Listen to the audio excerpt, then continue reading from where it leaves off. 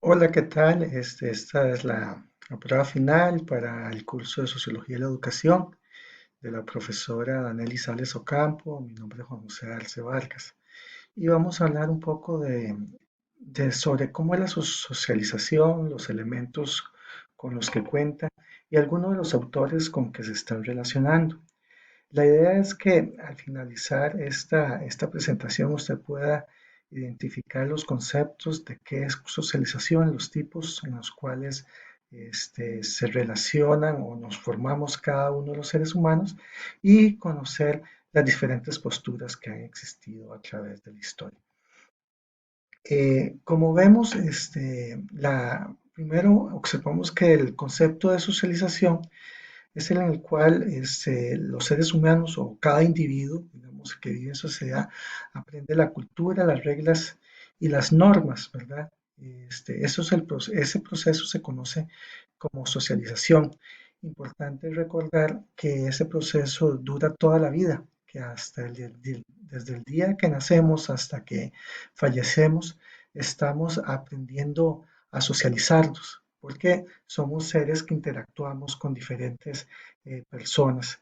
Eh, Uno de los autores, Taverner, en el 2005, lo explicaba así, o sea, la socialización convierte al individuo biológicamente en un ser social y natural. Este, en una palabra, es lo que nos humaniza. O sea, nosotros no somos seres que aprendemos por referencia de los otros seres con que convivimos, a menos que tengamos posiciones y vivamos de forma aislada como los ascetas o- o personas que no tienen contacto con otras personas, que realmente no tienen socialización porque no tienen gente con quien esté ellos conviviendo, ¿verdad? Entonces, la socialización se aprende en grupos, así como aprendemos el lenguaje, el idioma, este, cómo configuramos también esas emociones, sentimientos y hábitos más sublimes, explicaba el autor. Entonces, básicamente la socialización es la forma en que nos comportamos con los demás. Tenemos dos formas en las cuales nosotros podemos aprender la socialización y está científicamente comprobado. La primera, a través de la socialización primaria, que dice que va de 1 a 3 años, ¿verdad? Ese proceso de la niñez, de la infancia es importantísimo porque ahí comenzamos a ver los roles de hombre, mujer, de cómo se comportan. Decker y Luckman lo definen es en esta socialización que es en la niñez se convierte en un miembro de la sociedad, este, mientras la posterior socialización que es por medio de la educación, ¿verdad? Es la que eh, nos incorporamos a lo que es la formación de los sistemas de la sociedad, es decir, cómo es que nos educa la sociedad.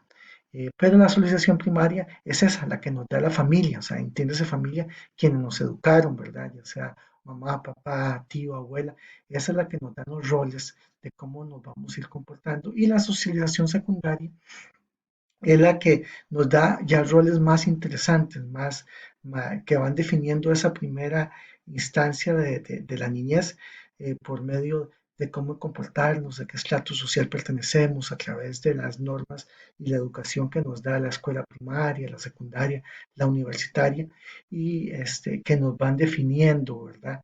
En nuestras formas de comportamiento, lo que entendemos como bueno o malo dentro de la sociedad, etcétera. ¿Quiénes entonces son los agentes de socialización? Entonces, en estos agentes de socialización podemos hacer 4 grupos que tienen mayor diferencia. La familia, ¿verdad? Que influye básicamente en esa socialización primaria, pero nos influye por el resto de la vida. Posteriormente viene la escuela, ¿verdad? La educación formal y los grupos de pares, ¿verdad? Que son nuestros amigos, la comunidad, este, la gente con que trabajamos. Esos son grupos de pares que también nos van dando formas de cómo socializamos en ese proceso que no termina hasta el final de nuestras vidas. Y posteriormente, obviamente, los medios de comunicación, porque son los que constituyen los mensajes masivos aceptados popularmente dentro de la opinión pública y que todo el mundo esté hablando, y esos también influyen dentro de nuestro proceso de socialización. Pero básicamente son esos cuatro: familia, escuela, grupos pares y medios de comunicación. Dentro de esto han surgido varios teóricos que tienen su visión, y es importante ver que cada uno de esos teóricos están influenciados por el país donde nacieron, el tiempo donde vivieron, porque ellos, a través de los procesos que ellos vivieron, de esas vivencias y experiencias que ellos tuvieron, también generan sus teorías. Uno de esos es Emily Durkheim, ¿verdad? Él vive en Francia de 1858 a 1917.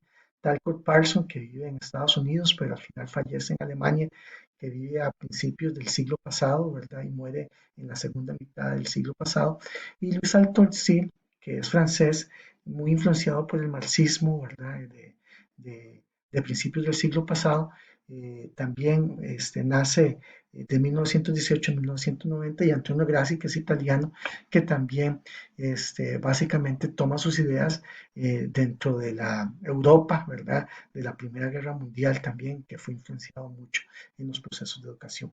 ¿Qué dice cada uno de ellos? Emily Durkheim, ¿verdad? Piensa que la tarea fundamental de la escuela y el maestro es lograr la cohesión mediante la adquisición de una conciencia social, ¿verdad?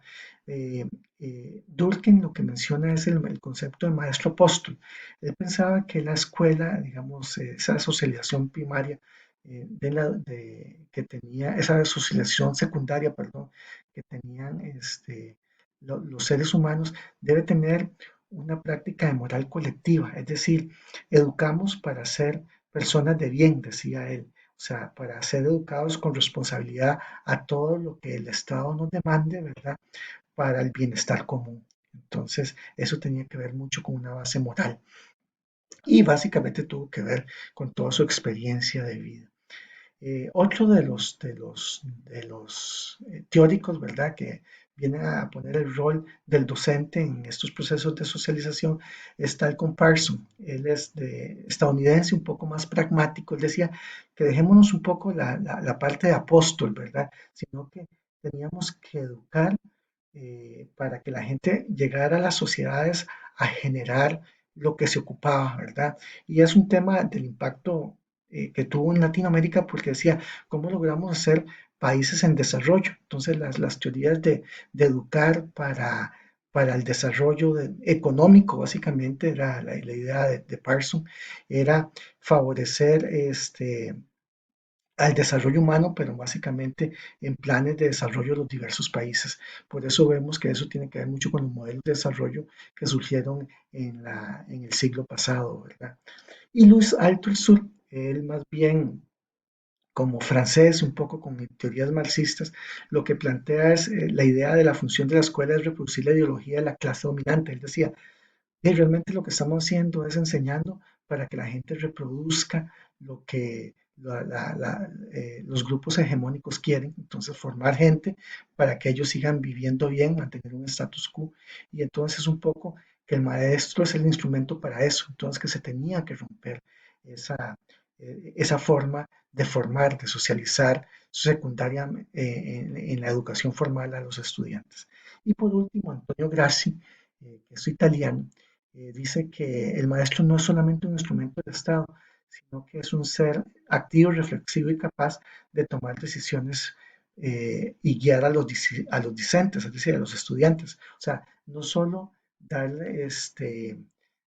la parte de maestro, enseñar lo que tienen que aprender, sino acompañarlos en esa parte reflexiva, de tomar decisiones y de guiarlos en la vida, debido a que ellos son las personas que tienen más experiencia.